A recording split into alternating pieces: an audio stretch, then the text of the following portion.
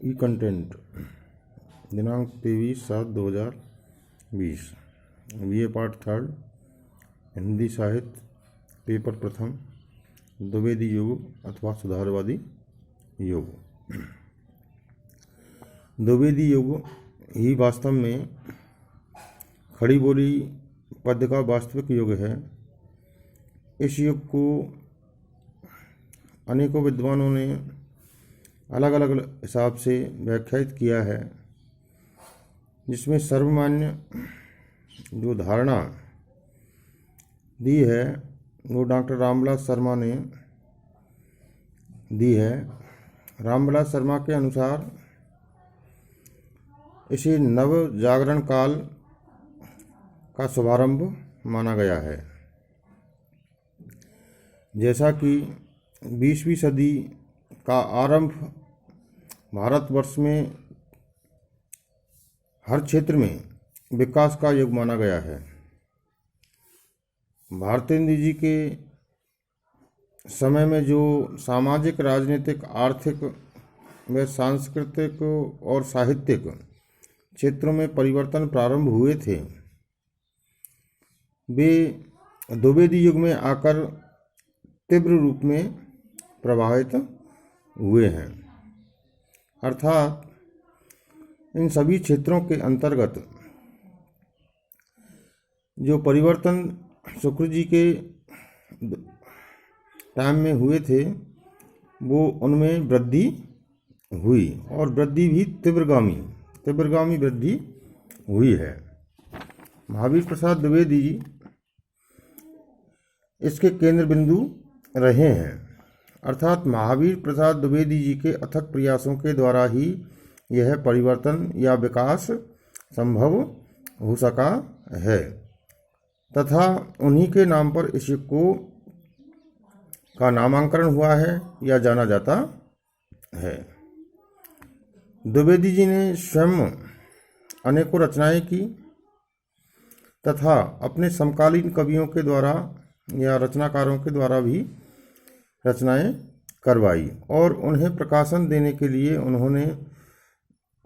उन्होंने सरस्वती पत्रिका निकाली, जिसमें स्वयं द्वारा और अन्य साथी लेखकों के द्वारा रचित जो सामग्री थी उसका प्रकाशन किया जाने लगा। इस प्रकार से द्विवेदी जी ने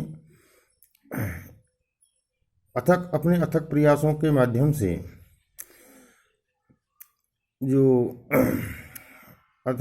से इसे आगे बढ़ाया है, सुधार को। वास्तव में देखा जाए तो हिंदी खड़ी बोली के रूप में रीतिकालीन संस्कारों से मुक्त भी इसी युग में हो सकी है। पहले खड़ी बोली मेरठ और दिल्ली के आसपास ही अधिकतर बोली जाती थी या प्रचलन में थी, किंतु कि इसके जो आरंभिक लेखक थे वे मेरठ या दिल्ली के नहीं थे या उसके आसपास के नहीं थे, अपितु वे आगरा के आसपास के थे।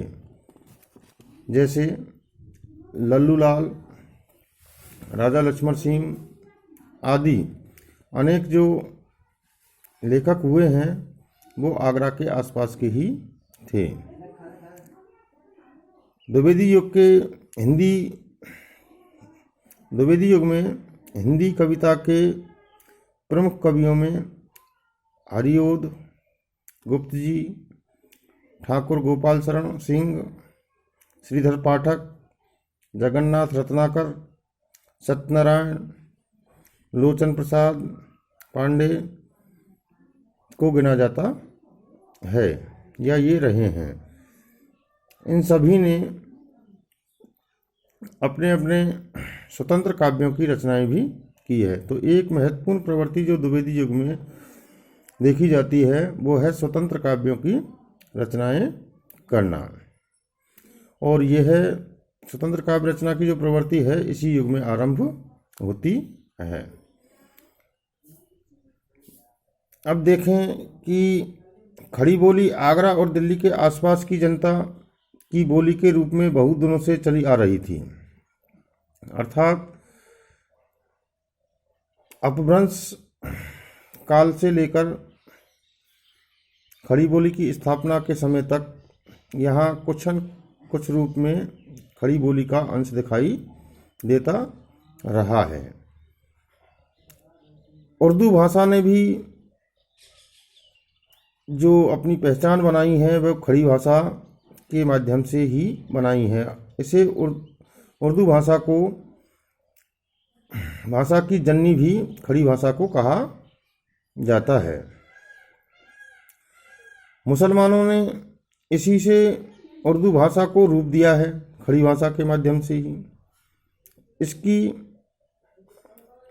आकारांत प्रवृत्ति का रूप अपभ्रंश भाषा में भी मिलता है, जो उर्दू भाषा में अधिकतर देखने को मिलता है।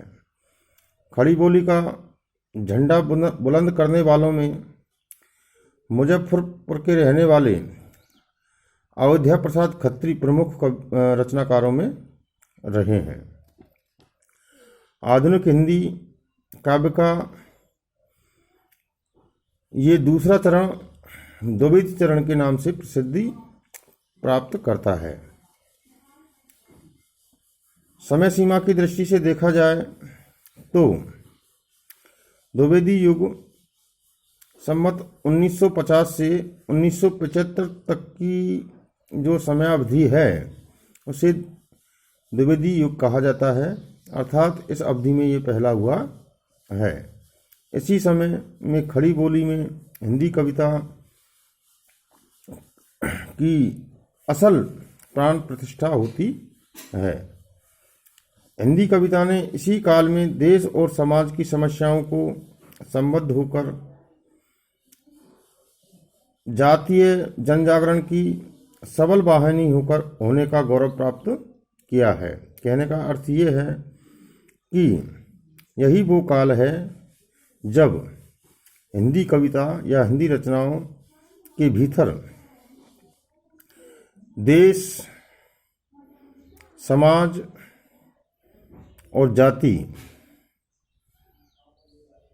गत जो नवजागरण था, इसके भीतर जो समस्याएं थी उनको उजागर किया जाने लगा था। इस प्रकार सारांश रूप में कह सकते हैं कि हिंदी कविता का जो इतिहास है उसमें द्विवेदी युग महत्वपूर्ण स्थान रखता है। भारी परिवर्तनों में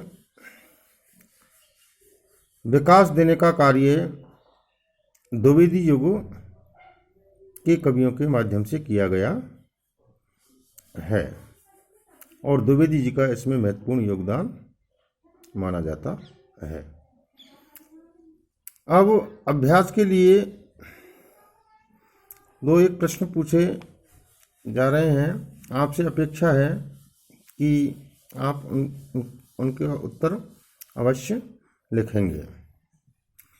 द्विवेदी युग के पहला प्रश्न है, द्विवेदी युग के प्रमुख कवियों के नाम लिखिए। और दूसरा प्रश्न है, खड़ी बोली का आरंभिक क्षेत्र कौन सा था? इति।